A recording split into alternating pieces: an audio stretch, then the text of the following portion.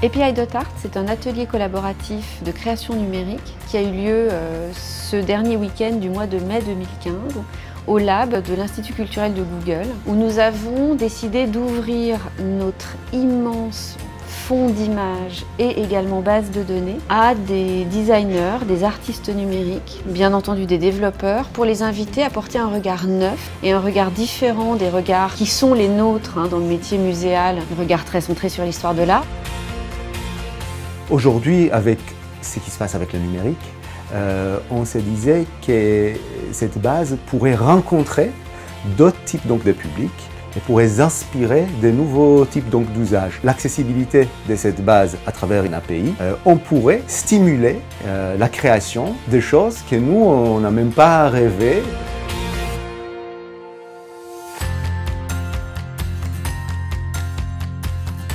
L'Institut culturel de Google, c'est un projet qui est né il y a à peu près 4 ans, d'une envie d'un certain nombre d'ingénieurs dans l'entreprise de réfléchir à comment un certain nombre d'outils que Google peut développer pouvaient être utiles au monde de la culture et des musées, des centres d'archives, des artistes, qui réfléchissent avec nous à comment est-ce que la technologie peut être un complément utile à la découverte de collections. Plusieurs choses qui ont été mises à notre disposition par l'Institut culturel de Google, notamment des imprimantes 3D, des découpes laser, Trotec en particulier, et puis énormément de matériel et d'outils, de prototypage, donc des Arduino, des Raspberry Pi, plein de matériel électronique pour assembler toutes ces briques, un petit peu de prototypage, pour arriver à faire des objets et les faire interagir avec le numérique. Une API qui est d'abord une API en lecture, pas tellement une API d'écriture.